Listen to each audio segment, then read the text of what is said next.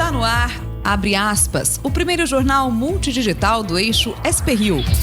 Abre aspas. Apoio. FIA. A FIA faz diferença. Sicredi. Gente que coopera, cresce. Olá, muito bom dia. Quarta-feira, 17 de julho. No ar, o Abre Aspas. Direto dos estúdios da SP-Rio+, no Jardim Aquários, em São José dos Campos, São Paulo. Com transmissão ao vivo pelos Facebooks da SP-Rio+, e do jornal O Vale. Comigo, nosso comentarista, Dr. Sebastião Domingues. Bom dia a todos, bom dia, Glauco. Gostei do Domingues, viu? Com Z. Melhorou? Forte, melhorou. Melhorou muito, tá certo. Vamos aos destaques desta edição. Falta vacina contra a gripe em São José dos Campos e Jacareí. Enquanto violência continua, Dória vai reavaliar promessa de BAEP no litoral norte. Mercosul se reúne. Primeira participação de Bolsonaro, que assumirá comando rotativo. BNDES. Caixa preta pode ser aberta. É o que diz o novo presidente. Dia de Pantanal em São José dos Campos. Polícia Ambiental procura por sussuarana no terreno da Johnson & Johnson. Um respiro para o trabalhador. Governo pode liberar FGTS. E já em nossos estúdios, uma entrevista com o músico Douglas Guri, que é atração confirmada no Vale Music Fest 2019. Esta e muito mais notícias logo após o comercial. Fique com a gente.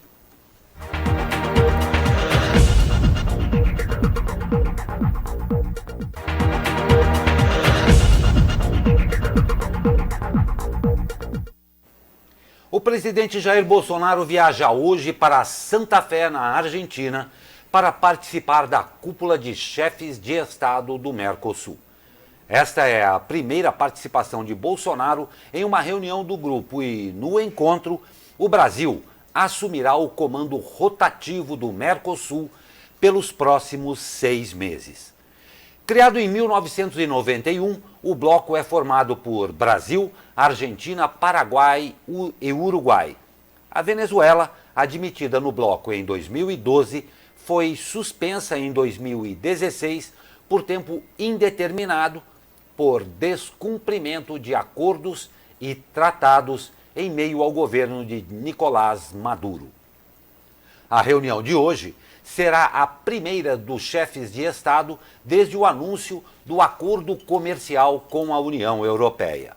Em discussão há 2 décadas, o acordo está em fase de revisão técnica e jurídica e, para entrar em vigor, precisará ser aprovado pelos parlamentos dos países envolvidos. A expectativa é que alguns anúncios também sejam feitos durante a cúpula. É esperado, por exemplo, o acordo que prevê fim da cobrança de roaming internacional em serviços de telecomunicação entre os países do Mercosul. Segundo a Anatel, a Agência Nacional de Telecomunicações, o Congresso Nacional ainda terá de aprovar o acordo. Outro tema que poderá avançar na reunião é um acordo de integração migratória. Segundo integrantes do Ministério das Relações Exteriores, a ideia é compartilhar informações de segurança dos migrantes, como antecedentes criminais. Interessante que, primeiro, né, de repente apareceu esse acordo do Mercosul com a União Europeia. Né? É uma coisa que está sendo gestada há muitos anos, né?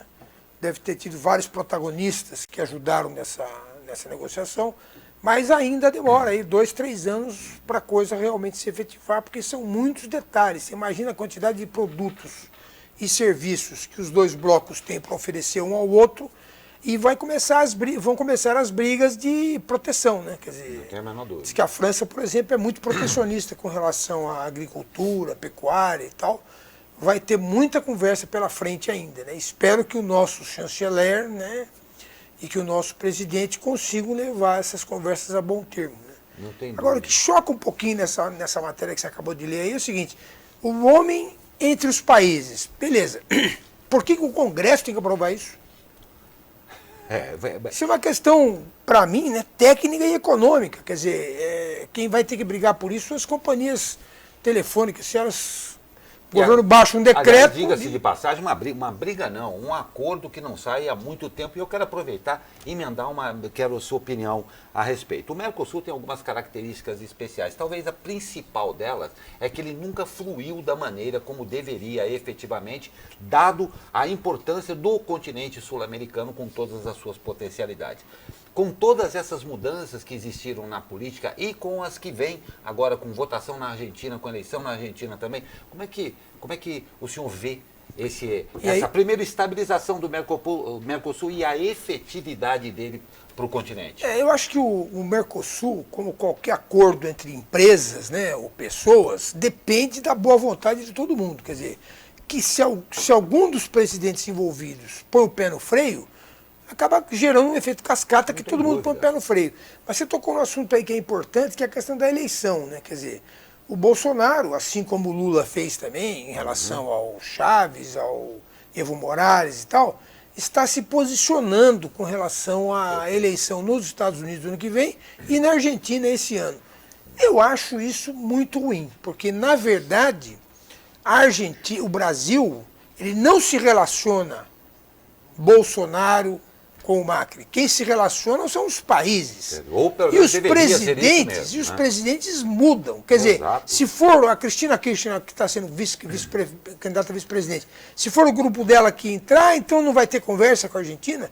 A Argentina é um parceiro importante para o comercial nosso. Quer dizer, é muito temerário o presidente querer se envolver dando opiniões pessoais, que na verdade são pessoais, não são opiniões de Estado, apoiando esse ou aquele candidato em qualquer que seja a eleição. O relacionamento tem que ser entre os países e não entre as pessoas. O Bolsonaro, infelizmente, continua confundindo muito a pessoa física com a jurídica. Quer dizer, ele não entende que ele é presidente do país, que ele deixou de ser o Jair Bolsonaro, deputado federal.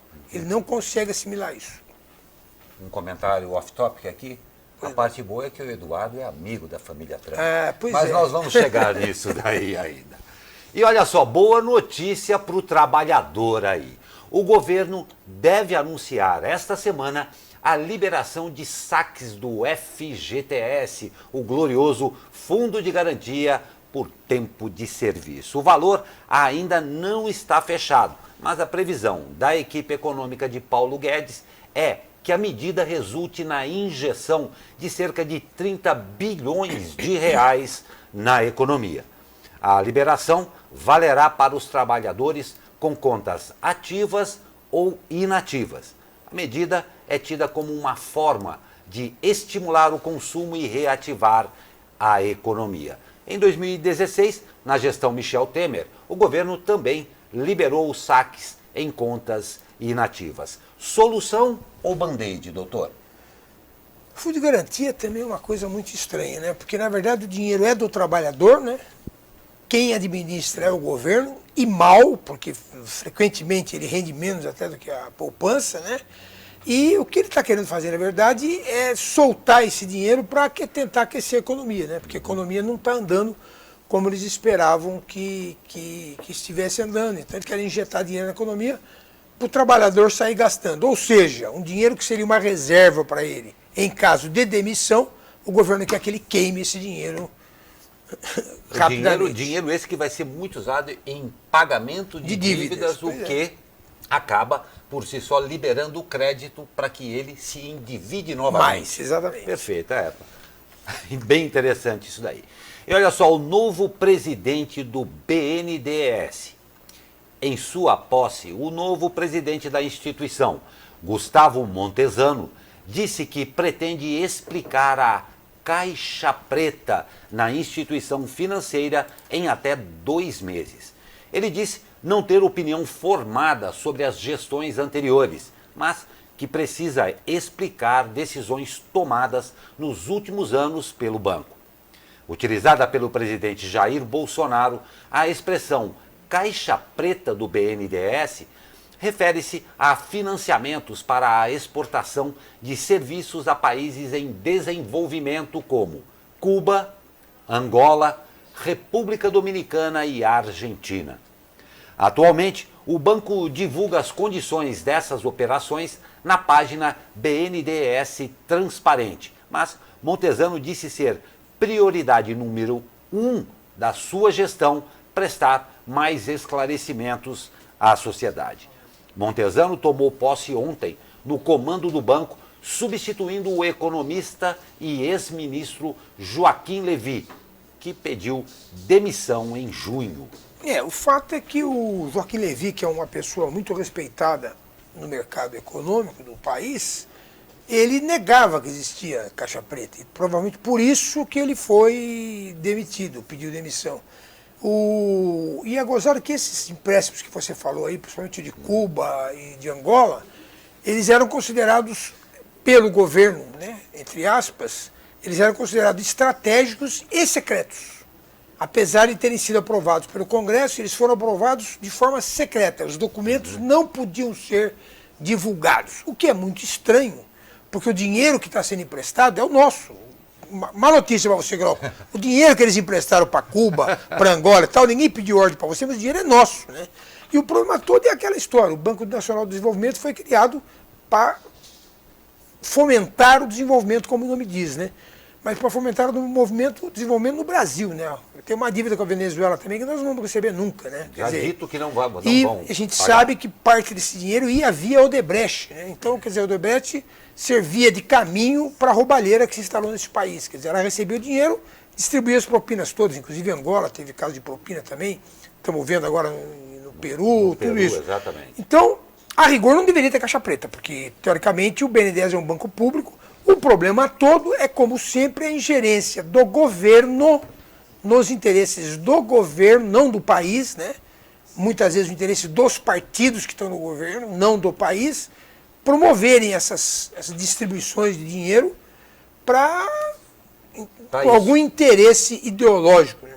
Ou financeiro. Não tem a menor dúvida, um brinde aí o que o senhor falou a respeito do nosso dinheiro. Não se faz isso com o nosso dinheiro e vez por outra, para não dizer, na maior parte do tempo o brasileiro se esquece que é o que o governo nos deve, satisfação pelo dinheiro nosso, que ele tem a obrigação de gerenciar de forma correta. E prestar contas. E prestar contas, exatamente. Vamos ver aí o que acontece com a dita caixa preta, né? Vai ver que ele é laranja, que nem dos aviões, né? Provavelmente, eu pensei a mesma coisa. E sempre dificílima de encontrar. Isso é verdade. É verdade. E o presidente do Supremo Tribunal Federal, ministro Dias Toffoli, determinou a suspensão de todos os processos judiciais em que dados bancários de investigados tenham sido compartilhados por órgãos de controle sem autorização prévia do Poder Judiciário. A decisão aconteceu após um pedido do senador Flávio Bolsonaro e pode beneficiá-lo em investigações que tramitam contra ele na Justiça do Rio de Janeiro, como o do caso Queiroz. A defesa de Flávio diz que dados repassados do COAF ao Ministério Público do Rio de Janeiro não teriam sido intermediados pela Justiça. De acordo com o jornal O Globo, além de paralisar processos judiciais em andamento, Toffoli mandou suspender inquéritos e procedimentos de investigações criminais, classificando como temerária a atuação do Ministério Público em casos envolvendo o compartilhamento de informações fiscais sem a supervisão da Justiça. Aí vem aquela velha história, né? Primeiro é o seguinte, se eu estou sendo acusado de alguma coisa e eu sou inocente, o que eu quero que aconteça?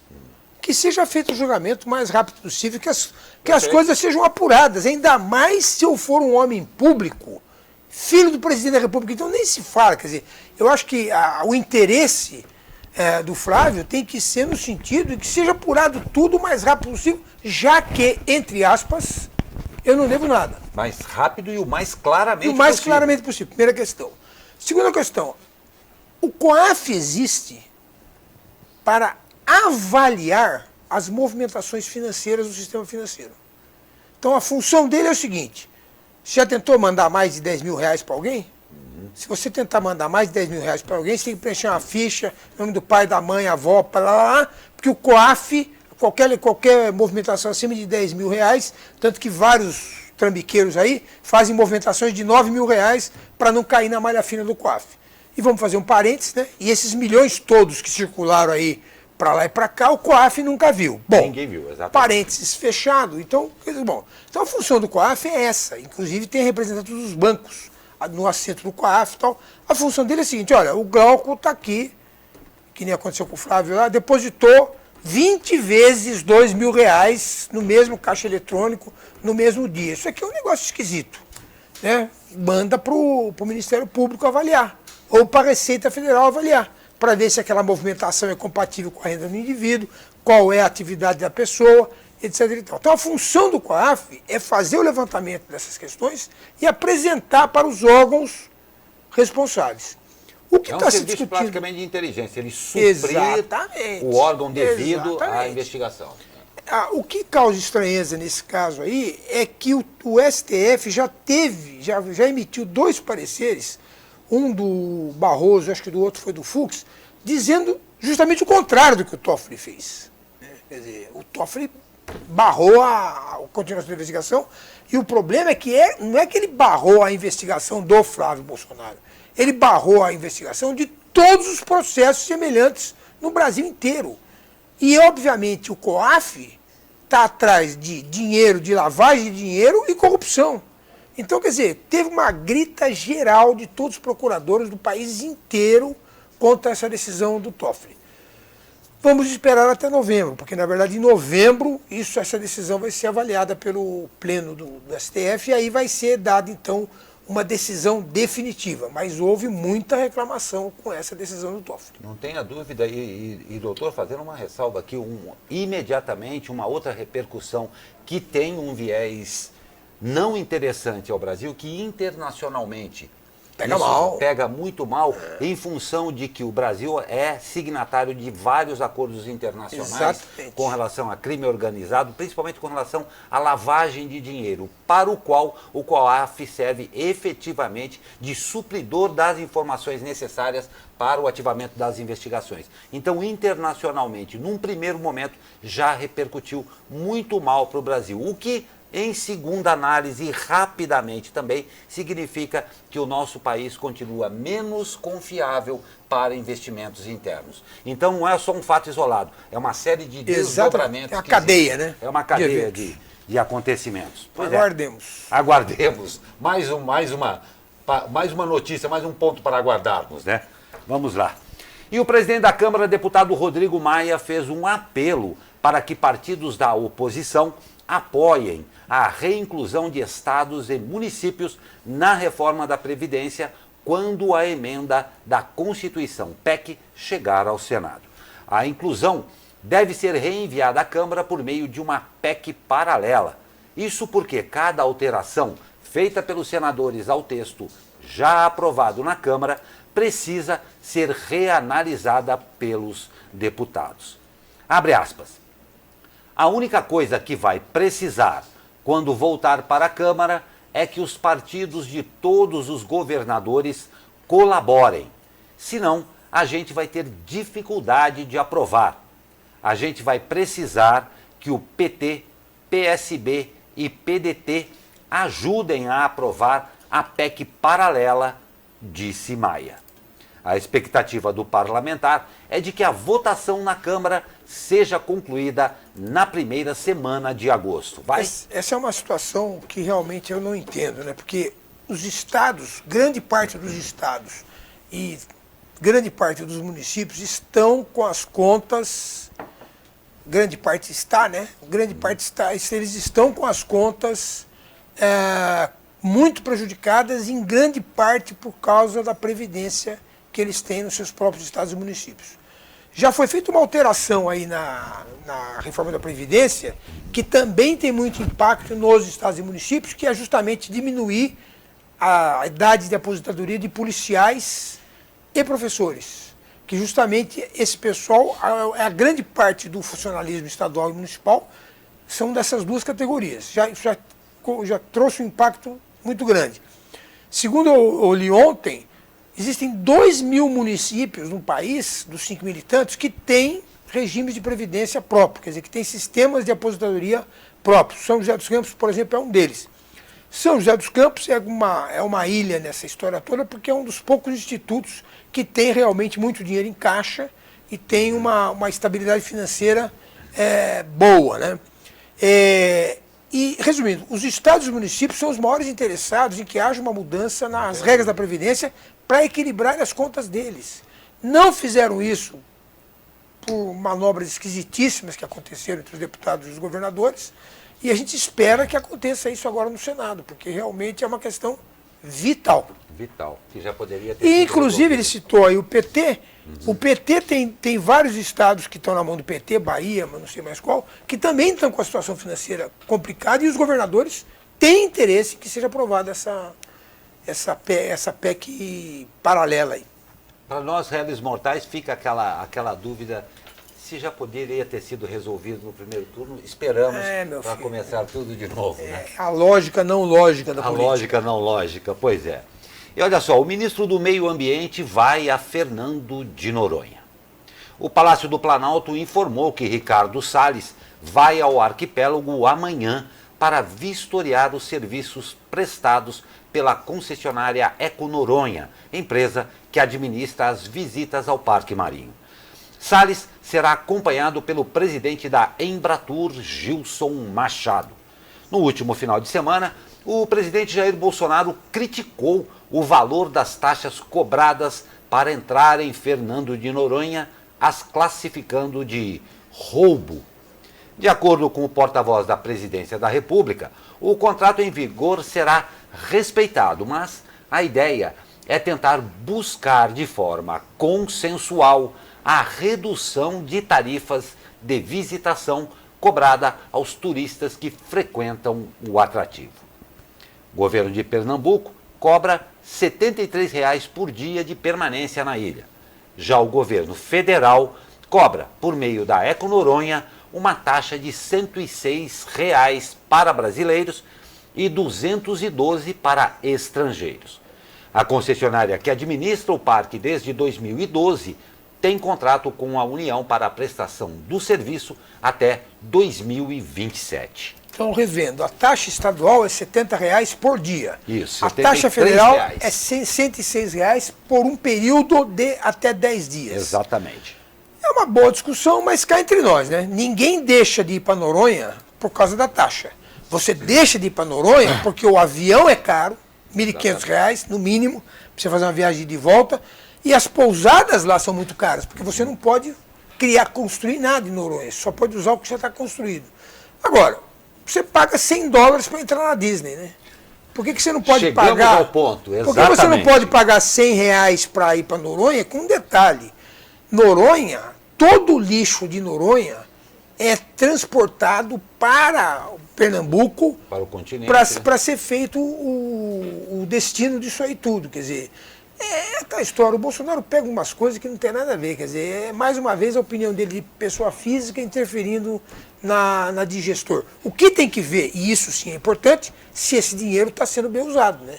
Se está sendo... Mais uma vez a gente volta a esse ponto, né? Isso aí, isso é que é o mais importante, quer dizer, se o dinheiro está sendo bem usado. Agora, dizer que esse é o problema para você deixar de visitar Noronha, não. O problema para ir visitar Noronha é que a estadia e a passagem é cara.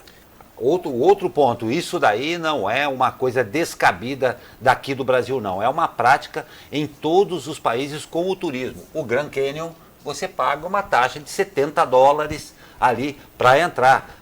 Minto, é $20 se você for a pé e 35 se você for de carro. Exatamente. Não é? Exatamente. Então isso daí é uma prática comum. Mas, como bem disse o doutor Sebastião aí, o problema é a aplicação disso daí. Está sendo correta a aplicação? Claro, as melhorias vão haver e principalmente preservar aquilo lá. Mas, bom, vamos sonhar um pouco? Vamos. Está na hora. O sonho está no ar. Olha aí, a Mega Sena acumulou e pode pagar, olha só, hein? até 16 milhões no concurso vindouro, aí o famoso 2170, que será sorteado hoje em São Paulo. Dá tempo ainda, hein? Dá uma corrida que até às 19 horas ainda dá para você jogar pelo menos R$ 3,50. Eu costumo dizer que são os R$ 3,50 melhor aplicados que eu tenho, porque como é bom sonhar para gastar isso daí. Você fica divagando um pouquinho, divagando, né? Nossa, coisa muito boa. Então aí aposte no seu sonho, se você, claro, acreditar nisso daí e gostar de jogar. Vai lá, até às 19 horas ainda dá tempo de você concorrer aos 16 ou a um pedacinho, que no meu caso já interessaria aí muito, desses 16 milhões. A gente vai para um rápido comercial e volta já com mais notícias. Fique com a gente.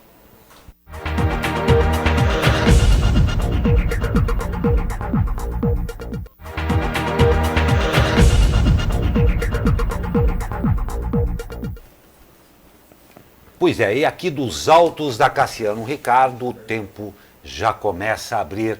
Você vê atrás de mim aqui como está iluminado. Porque os últimos dias aí o negócio estava cinza, parecia uma cortina aqui. Mas vamos saber com ele que entende tudo disso aí, como é que fica o tempo depois do susto, do frio e do vento de ontem. Fala, meu amigo Caio Souza!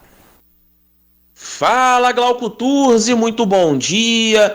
Tivemos uma madrugada bem gelada aqui na nossa região. A mínima prevista no Vale do Paraíba foi na casa dos 6 graus. Já lá na Serra da Mantiqueira chegamos até 1,6, bastante frio, mas a previsão é de que as temperaturas vão subindo devagarinho ao longo do dia. O sol vai aparecer mesmo que entre nuvens. A máxima prevista no Vale do Paraíba é de 20 graus. Na capital paulista vamos ficar com 19, 19 também no litoral e 15 na Serra da Mantiqueira. Nós não temos previsão de chuva para hoje e no período da tarde vamos voltar a ter aqueles problemas com a umidade relativa do ar, que já deve começar a ficar próxima aí da casa dos 50%. Só adiantando um pouco o tempo para o restante da semana, vamos continuar com madrugadas frias, né? Aqui no Vale do Paraíba, por exemplo, com temperaturas inferiores a 10 graus, mas o sol já brilha com mais intensidade. Nós não temos previsão de chuva, pelo menos até a próxima segunda-feira. Caio Souza, direto da sala de operações do Tempo Vale, para o jornal Abre Aspas. Pois é, Caio Souza, tempo bom, né, doutor? Tá caldinho agora com essas madrugadas. E eu não esqueci a sua recomendação lá do Bacalmito. Bacalmito, olha, fica uma recomendação. Corujão da Praça São Dimas. Da Praça São Dimas, um clássico dos caldinhos aqui em São José. Preciso lá experimentar. Muito obrigado ao Caio Souza, muito obrigado a todo mundo aí do Tempo Vale, com as notícias, pelo menos aí que não vai chover e que vai começar a dar uma subidinha na temperatura. O governador de São Paulo, João Dória, vai reavaliar a promessa de instalar um BAEP, que é o Batalhão de Ações Especiais da Polícia no Litoral Norte. A necessidade da implantação será analisada de acordo com os índices criminais. Durante a campanha eleitoral, Dória prometeu que instalaria 2 BAEPs na região, um em Taubaté e o outro em Caraguatatuba, mas depois de eleito, mudou o discurso. No fim do mês passado, inaugurou em Taubaté um CAEP, que é a Companhia de Ações Especiais da Polícia, um braço do BAEP de São José dos Campos, que é o único na região metropolitana do Vale. A RM Vale é a região mais violenta do interior do estado, liderando em homicídios e latrocínios. A taxa de homicídios chega a 13,3 por cada grupo de 100 mil habitantes. A meta do Estado é de reduzir este índice na região até 2020, tirando-a do quadro de violência endêmica. Bom, é a tal história da diferença entre o candidato e o gestor, né? Quer dizer, obviamente, existem critérios técnicos para você fazer as instalações das companhias, que são unidades menores, ou dos batalhões, que são unidades maiores. Quer dizer, provavelmente o corpo técnico da Polícia Militar chegou à conclusão, que já devia ter chegado há muito tempo, provavelmente, que lá não cabe um batalhão, mas cabe uma companhia, por causa do tamanho da região, do tamanho da cidade. A mesma coisa no litoral norte, quer dizer. E também o Batalhão de Operações Especiais, eu não sei se ele consegue atuar diretamente na redução de crimes, porque ele está mais voltado à contenção de distúrbios civis e mais atuação de massa, né, de movimento. E para redução criminal, o que você tem que fazer é mais a parte investigativa, que seria mais a Polícia Civil mesmo, porque a maior parte dos homicídios no Vale, no país todo, estão muito ligados ao tráfico de droga, né? Não tem a menor dúvida. E o feminicídio, que também está aumentando muito, mas aí não tem como a polícia intervir diretamente. Entendi. Pois é. Vamos aguardar? Vamos aguardar. Vamos aguardar. E olha só, os empregos do comércio na RM Vale. Assunto claro para o editor de economia do jornal O Vale, Xandu Alves. Olá, Xandu. Olá, amigos e amigas, jornal abre aspas. Carreiras em serviços e comércio perdem mais empregos em 2019. A crise econômica atingiu em cheio os dois setores que mais geram empregos no Vale do Paraíba, serviços e comércio. Entre as 10 carreiras que mais demitiram em 2019, entre janeiro e maio, 6 são da área de serviços, 3 de comércio e 1 da indústria.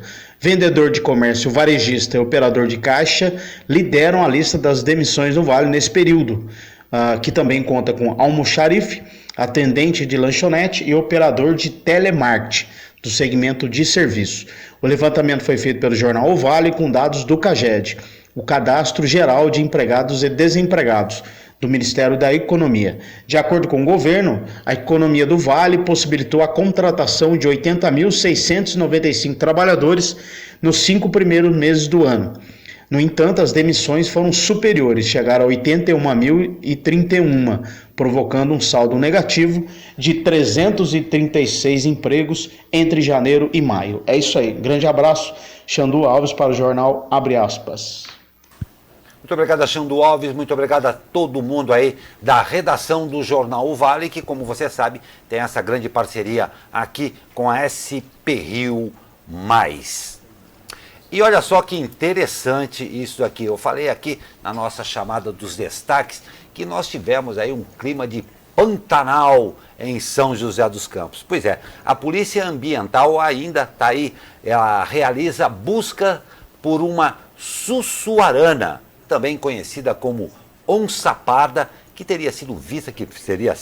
foi vista na área de mata da fábrica aqui Johnson & Johnson em São José dos Campos. A polícia chegou a vistoriar parte do local, mas informou que a área de mata é extensa e representa habitat natural ao animal.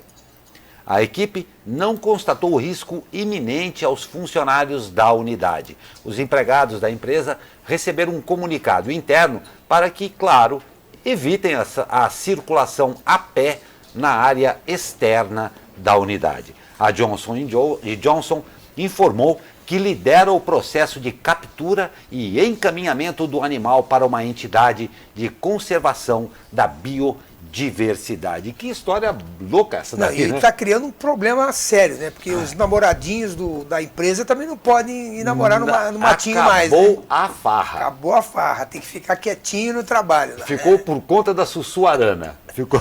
Agora, interessante, muito legal saber que parece que há uma grande área de verde que é controlada pela Johnson, né? Não tem dúvida. Aliás, bem famosa para você que não é daqui de São José, é uma área, essa empresa está aqui desde a década de 50. 50, exatamente. Desde a década de 50 e preserva realmente o que é um patrimônio, aliás, uma coisa muito rara hoje em dia, que eles preservam muito. Toda a fábrica é aberta, ela não é cercada. Sim. Ali na frente e é realmente uma característica. Mas parabéns pela Johnson por fazer assim, mas realmente deve ter muita gente assustada lá por não poder sair. E quero fazer uma ressalva aqui, que é uma coisa que todo mundo tem dúvida. Sussuarana não é com 2 S. Sussuarana é com 6 cedilha. E ainda temos o nome técnico da... Puma concolor. espuma concolor, doutor Sebastião, essa enciclopédia ambulante aqui. Via Google. Via Google. Puxa vida, doutor, não precisava. Mas aqui deu o nome técnico a você. Parabéns. Aí, tomara que não aconteça nada com a onça aí. E olha só, a Vigilância Epidemiológica de Taubaté confirmou ontem o primeiro caso de sarampo no município. O caso é o primeiro registrado após mais de 20 anos de monitoramento. Outras 6 suspeitas são investigadas. De acordo com a Secretaria de Saúde, a vítima é uma mulher de 54 anos, moradora da região da Vila São José. A suspeita foi notificada em maio e o caso confirmado pelo Instituto Adolfo Lutz neste mês. O quadro da paciente é estável. Segundo o município, ainda na fase de suspeita, familiares receberam reforço contra a vacina. Após a confirmação, mais 100 pessoas de sua vizinhança receberam bloqueio vacinal. Nos 6 casos suspeitos, o município informou que realiza ações de bloqueio vacinal em regiões próximas às moradias. A região soma agora 4 casos da doença. Os outros 3 foram registrados em Caçapava, Pindamonhangaba e São José dos Campos. Só a título de elucidação, você diz que você tem uma epidemia quando há um aumento muito grande do número de casos. Como o número de casos era 0, 1 caso, 2 casos já configuram uma epidemia. Não tem dúvida. Entendeu? E isso aí é reflexo primeiro da invasão dos venezuelanos, muitos não vacinados, né? E expostos à doença e que acabaram trazendo o vírus para cá.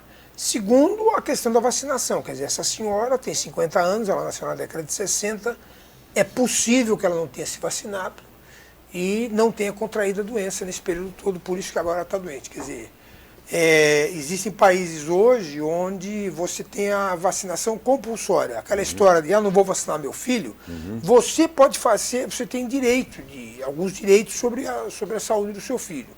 Mas você não tem direito sobre a saúde dos outros. E quando você não vacina o seu filho, além de expô-lo à doença, você permite com que o vírus se reproduza mais e com isso afete a sociedade como um todo. Então, é um problema seríssimo essa questão da vacinação.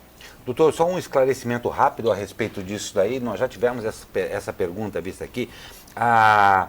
O famoso caso, eu já tive sarampo, não preciso me vacinar, isso procede, teoricamente, isso é verdade? Sim, teoricamente sim. Quer dizer, nesse caso pode ser feito isso que foi feito aí agora, um reforço. Né? Então, mas... A doença sarampo, ela realmente cria imunidade. Perfeito, perfeito. É porque nós já tivemos esse meio tempo, porque com todas essas notícias acaba gerando uma série de dúvidas na população. A dúvida é saber se você teve o sarampo mesmo. Exatamente. Tive um vermelhinho, pode ter sido alergia, pode ter sido um monte de coisa. Quer dizer, então, se você não fizer uma sorologia para identificar os anticorpos gerados pela presença do vírus do sarampo, não tem como você garantir que a pessoa teve. Então, o negócio é vacinar todo mundo. Não tem dúvida, está certo isso aí. E após a confirmação da morte de uma adolescente por influenza, responsáveis por mais de 360 estudantes de São José dos Campos e Jacareí aguardam providências dos municípios. A vítima morreu durante uma viagem a Porto Seguro, na Bahia, onde mais 2 pessoas que tiveram contato com a adolescente encontram-se em estado de observação. As 3 pacientes tiveram exames confirmados para o subtipo H3N2. O mesmo pacote de viagem foi feito por 292 estudantes de São José e 70 de Jacareí. De acordo com a Forma Turismo, responsável pela excursão, a empresa informou todos os responsáveis pelos alunos assim que obteve a informação de que a estudante estava com suspeita de H1N1, posteriormente confirmada para H3N2. A Prefeitura de Jacareí informou que realiza atividades preventivas, orienta os pais e que realizará amanhã uma reunião na escola em que estudava a vítima da doença. Em São José, a Prefeitura informou que monitora casos e orientou unidades públicas e privadas sobre casos suspeitos. Em ambas as cidades, a vacina contra a influenza não está mais disponível. O problema desse vírus é o que se chama de mutação, né? Mutação. Você viu que você Acelerada, agora acabou né? de relatar que é um H3N3, ele tem mudanças em relação ao H1N1. Isso faz com que às vezes a vacina não funcione. Entendi. Agora, aí no caso, é como a natureza é assim, né? Tem pessoas mais suscetíveis e tem pessoas menos suscetíveis, mais fracas ou mais fortes em relação a uma doença. Quer dizer, você sempre vai ter casos de morte por sarampo, por influenza, por bactérias ou vírus que estão aí circulando no ar e que podem atingir pessoas que são mais fracas, vamos dizer assim, Entendi. com relação a esse vírus, não conseguem exercer as defesas dela e vão falecer. Infelizmente, faz parte da condição humana, né? Não tem a menor dúvida. Nós vamos para um rápido intervalo e na volta tem esportes e, claro, a entrevista que você está esperando com o cantor Douglas Guri. Fique com a gente.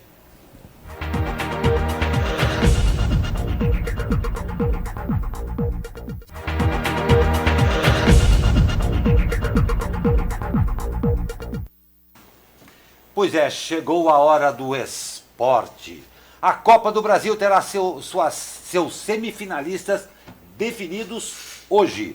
A bola começa a rolar às 7h15 da noite com Bahia e Grêmio na Arena Fonte Nova, em Salvador. Na partida de ida, os times empataram em 1-1. No mesmo horário, se enfrentam Atlético Mineiro e Cruzeiro. Dessa vez, o mando é do Galo, que vai em busca de um milagre, já que perdeu o primeiro jogo por 3-0. Mais tarde, às 21h30, o Flamengo recebe o Atlético Paranaense no Maracanã. Jogão. O primeiro encontro dos rubro-negros terminou em 1-1. No Beira-Rio, em Porto Alegre, o Internacional enfrenta o Palmeiras. A equipe paulista venceu o primeiro jogo por 1-0 e tem a vantagem para conseguir a classificação. E vale lembrar que gol marcado fora de casa não é mais critério de desempate na Copa do Brasil. Então, qualquer partida que terminar com o placar agregado empatado será decidida naquele que mata a gente do coração, o glorioso pênalti. Então, não esqueça disso daí, torça bastante, porque se for pro pênalti é sempre uma agonia, né? Sempre uma agonia. Para mim não, porque eu não sou nem do Palmeiras, nem do Internacional, então tudo bem, né? É, né? Eu tenho trauma ainda de seleção brasileira. Quando eu falo pênalti, arrepia terrível. tudo. E como eu falei aqui, nos nossos destaques já está conosco aqui em nossa bancada uma visita muito especial e nós vamos conversar sobre um pouquinho da sua carreira e a sua participação em um grande festival aqui. Temos o prazer de receber Douglas Guri. Rapaz, eu que agradeço, né, a oportunidade aqui na SP Rio, né? Muito obrigado e bom dia a todo mundo aí, né? Vamos falar um pouquinho de música. O pessoal gosta, né, de alegria. Não tem dúvida, precisamos muito. E desculpe a minha falta de educação, não me passaram o seu nome.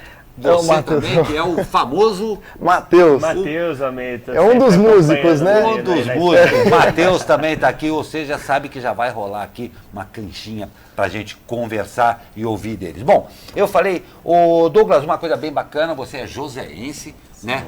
Já está há 2 anos em carreira solo, aí desenvolvendo esse trabalho que tem uma pegada sertaneja, mas não é só o sertanejo tradicional, né? Você estava falando para mim que você tem aí uma ginga um pouco maior. Como é que é isso aí?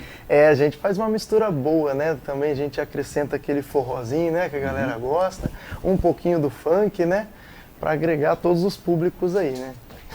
Legal. E tem aí, você falou em alegria e nós estamos aí indo para 3ª edição aí desse poderoso Vale Music Fest, que já é um dos maiores eventos daqui da região, e você vai ter essa sua participação lá.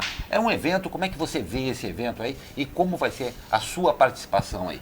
Para mim é uma honra, né? Que é o maior evento da região, né? E eu que sou de São José, a prata da casa que está nesse evento, para mim, eu sou de São José e praticamente eu não faço show aqui, né, em São José. E para mim é uma honra estar dividindo o palco com os caras que eu sou fãzaço, né? Henrique e Juliano, Safadão, então não tem preço isso. Sei, não, é uma coisa muito bacana. E pro próprio Vale, né? Lembrando a você que o Vale Music Fest será de 13 a 21 de setembro, agora desse ano, obviamente. E até para o pessoal ter uma noção, porque a gente estava falando, porque falar rodovia Presidente Dutra, quilômetro, não sei o que e tal, especificamente, gente do interior sabe onde é que é tal coisa. Era do lado da casa daquela pessoa, é ou não é? Logo ali. Então vamos falar a nossa língua aí. Aonde que vai ser isso daí? Perto da Unip, atrás da Unip? Como é que é? É perto da Johnson, é do lado do Unip ali, né? Certo. Pertinho, que é verdade, nem eu sei direito. Você precisa saber, rapaz. Você Eu vou lá, é a antiga né? Texat, né? Antiga Texat. Estou falando de gente do Pertinho. interior. Não me vem com endereço. Não, o pessoal do interior não sabe esse negócio. Nome de rua, quem sabe é paulistano. Que sobe a Rubem Berta, vira pra cá, pega Consoleiro, pega brasileiro, não sabe. Onde que mora? Lá perto de onde mora o doutor Sebastião. Sabe o doutor Sebastião mora? Na esquina. Por aí. Fica, gente. Logo ali, Essa né? pergunta que não quer calar. De onde é que veio esse nome guri? Na verdade, Sobrenome, não. Eu com 12 anos eu fui morar em Mato Grosso, Cuiabá, né? E lá é normal, né? Aqui chama guri, menino, né? Guri lá e pegou. E eu voltei com 15 anos pra cá e voltei com essa gíria. Então eu chamava todo mundo de guri. E o pessoal, que guri? Guri é você. E ficou.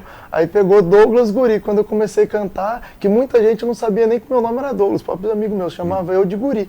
Então quando eu comecei a cantar, ficou, né? Já marcou aquela marca DG e Douglas Guri. Você começou a cantar com que idade? Olha, O fazem... que o pessoal fala assim de você? A família, né? Fazem, acho que foi 2 anos que eu tenho de carreira, mas que eu abri minha boca para cantar faz uns 2 anos e meio. Aconteceu muito rápido, muito rápido. Graças a Deus, é mão de Deus que eu falo, né? Que vem as coisas acontecendo, que aconteceu tudo do nada. Eu comecei a acompanhar um grupo, Sacode a Poeira, que é daqui também, da região. E eu gostei, eu queria até aprender a tocar violão, na verdade, Sim. né? E eu fui numa aula, numa apresentação e acabei, não sei o que deu na minha cabeça, eu acabei fazendo canto. Eu não sabia cantar uma música inteira. E foi muito rápido, o meu professor fazendo na igreja, meu professor já colocou eu no coral em 15 dias, aí o pessoal da banda viu eu cantando na igreja, e quando eu fui no show, eles colocaram no palco para fazer participação e foi. Que e bacana. Começou do nada, você vai ter que fazer show, vai ter que... Que legal. E o Douglas, pessoal gostou a sua carreira, você falou até breve, isso daí, mas ela foi nos termos naturais, porque a gente já conversou aqui com outros, você fez aula de canto, que é uma coisa muito bacana também, mas foi aquele negócio de cantar em barzinho, fazer aquelas formações, como é que foi? Ou foi só dentro da igreja, como é que foi? Então, por isso que eu falo que até coisa assim que é mão de Deus, né? Porque eu não tive essa escola, foi uma coisa que eu pulei o barzinho, eu já fui direto para os palcos da vida. Poxa, já fazendo bacana. Rodeio. Hoje, graças a Deus, eu faço os maiores eventos, rodeios, aniversário de cidade, né? E eu pulei essa parte do barzinho. Então, tanto em 2 anos eu já estou no maior evento da região, que é o Vale Music Festival, né? Então bacana. Eu só tenho a agradecer a Deus aí, a todo mundo, né? Aos meus empresários, meus produtores, todos que fazem um trabalho muito forte por trás de mim, né? Dessa marca DG, que eu não falo que é eu, Douglas Guri, né? É uma marca DG, é uma empresa, né? Que eu estou apenas, né? Eu estou ali meio que colocando a cara, mas tem muita gente que se não fosse eles, nada disso seria feito, né? Não tem dúvida. Quem vê pronto não sabe o trabalho que dá para fazer, né? É verdade. Isso é uma verdade. Agora, eu vou fazer uma observação assim. Claro que nós vamos ter aquela pegada da canchinha que a gente já prometeu aqui, que eu mal educadamente não apresentei o Matheus, mas ele está aqui também para dar essa força. Verdade, Douglas. Douglas, você me parece uma pessoa muito serena. Isso daí eu acho legal. E você tem que ter uma pegada forte de palco para chamar a galera para cantar junto com você. Como é que é isso daí? Esse personagem vem para você quando sobe ao palco? Tem gente que fala que eu sou até meio doido, né? Porque eu danço bastante, eu pulo, às vezes eu faço algumas coisas que o pessoal falou, você tá meio bêbado no palco, mas eu não bebo, não fumo, faço nada. É uma coisa que vem natural, né? É o que eu falo, música é alegria, você tem que estar curtindo, você tem que estar fazendo uma coisa que você gosta. Se é uma coisa programada, música, eu acho que não é legal, né? É uma coisa que, nossa, você vai ter que entrar lá, vai ter que fazer isso, vai ter que fazer aquilo, vai ter que falar aquilo, até programação que eu vou falar com o público, é reação natural. Eu canto as músicas, falo com o pessoal, converso e é uma coisa bem natural, né? Nada programado, então isso que é o legal, né? Pra não ter nada programadinho ali, não. Muito bacana. Eu faço uma bagunça ali no palco legal e isso que eu acho que vem chamando a atenção, né, do público, né? Não passar aquele negócio programado, bem natural mesmo. Você tem uma empatia bem legal com o público, né, doutor? O doutor Beleza, já está querendo beleza. perguntar uma coisa para ele. Não, na verdade é o seguinte, e dá para viver de música já? Dá, graças a Deus. Tá Isso é bom. muito Eu bom. abandonei tudo que eu tava fazendo e hoje eu vivo de música 100%. É acordo e já música, bom, né? e vou dormir na música. Não, você está de parabéns. Inclusive, eu quero aqui o seu depoimento, porque todo mundo vê a parte da alegria, vê tudo pronto. Dá trabalho também, não dá? Muito trabalho, muito trabalho. É legal que fique isso daí muito claro mesmo. É difícil, não é? Não, muito difícil. As pessoas acham que é só subir no palco, né, e cantar. Não é assim. Você tem que ter toda uma programação, né, do que vai ser, né? Não tem dúvida. Muita gente acha que é só você chegar lá e cantar. Não, tem show que a gente vai, a gente chega na casa 4 horas da tarde, né, 5 horas, tem que montar todas as estruturas, né? E é complicado. E às vezes a gente vai subir no palco 2 horas da manhã. Então Não é brincadeira, é né? complicado. Você faz alguma atividade física para poder dar mais gás, não? Ou confia na juventude? Não, na verdade. Essa foi ótima, doutor. Perfeito. Eu, na verdade, eu faço um pouquinho de academia, né? Tem que fazer. Tem que fazer porque senão a gente sente um pouco nessas loucuras que eu fico no palco assim, pra lá e pra cá. Se eu não fizer, eu sinto um pouco. Então eu faço um pouquinho ali de minhas corridinhas, levanto um pouquinho de peso. Lógico. E onde me dá o pique ali pra aguentar o tranco, né? Não é confiar só na juventude. Não, Que ela vai embora, sabe? Ela vai. Pode vai parecer embora, que não, né? mas ela vai. E nós temos aqui a participação. Lembrando que você que nos acompanha, nós estamos ao vivo pelo Facebook da SP Rio e do jornal O Vale também. Já temos uma participação da Fernanda Aparecida de Godoy aqui. Atenção para essa pergunta, hein? Qual foi a sensação quando soube que ia ter fã-clube para você, Douglas? Ele tá poderoso, meu amigo. Vai ter fã-clube. É uma sensação gostosa, né? Porque a gente não imagina, né? A gente começa, quem conhece, me conhece, eu canto por amor. Então é uma coisa que vem surgindo do nada, é até tudo novo, né? E você vê uma pessoa admirando o seu trabalho, isso não tem preço que pague, né? Não tem preço. E não aumenta a tem. responsabilidade. Aumenta muito. Que você vira uma vitrine, querendo ou não, né? Às vezes você acaba, as pessoas começam a te acompanhar, tudo que você fala, tudo que você faz, né? Então, é gostoso. É gostoso. É gostoso, isso. Viu, Fernanda? Ele gostou. Ele gostou. Você achou que você ia deixá-lo de saia justa aqui, mas não. Ele gostou. Mas uma coisa muito bacana que ele falou, lembrado aqui pelo doutor Sebastião. A fama, com a fama vem uma enorme responsabilidade. Vem. E isso daí é muito bacana saber que você tem isso daí, toda essa equipe que o envolve também, está trabalhando para isso. E uma coisa bacana saber que uma pessoa daqui de São José, com esse tempo curto de carreira, encarou tão seriamente que já pode viver da música. Isso é muito legal e eu vou pedir aqui, abusar de você, nós estamos indo para o final dessa edição, claro que nós vamos querer uma canchinha sua aqui, só vou dar umas últimas informações aqui, Maravilha. mas vai ter aqui, com a presença de Matheus, agora eu tô Beleza, te mimando aqui combinado. porque eu esqueci na entrada, né? Maravilha. Então, lembrando a você que aí em setembro tem o Vale Music Fest com a participação aqui do Douglas Guri e de tantos outros artistas. O Vale Music Fest está na sua 3ª edição.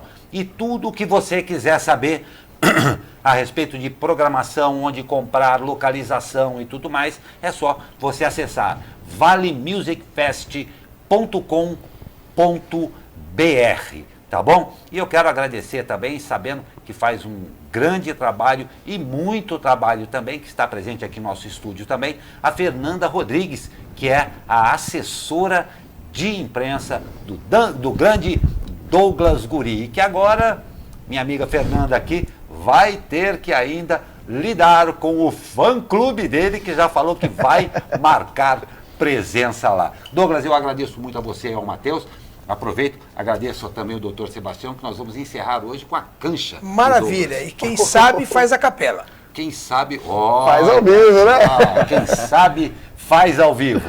É isso aí, você fica agora com Douglas Guri e o grande Matheus nessa canchinha de final do Abre Aspas e, claro, esperamos você amanhã. Um ótimo dia para você.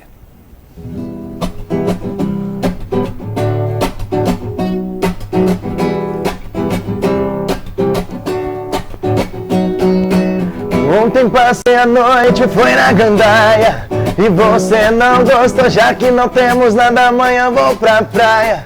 E porque tá calor, quando eu te quero, cê sai de fininho.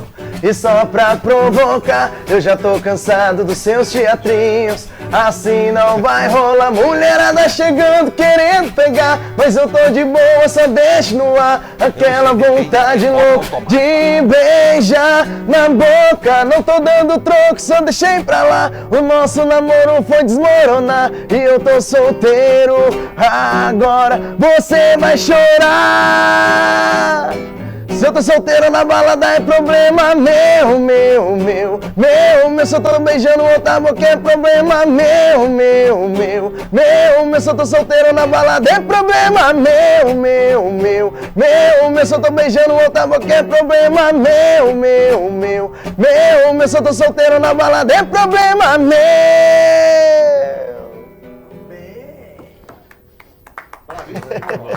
Obrigado. Tá explicado, olha, fazer aula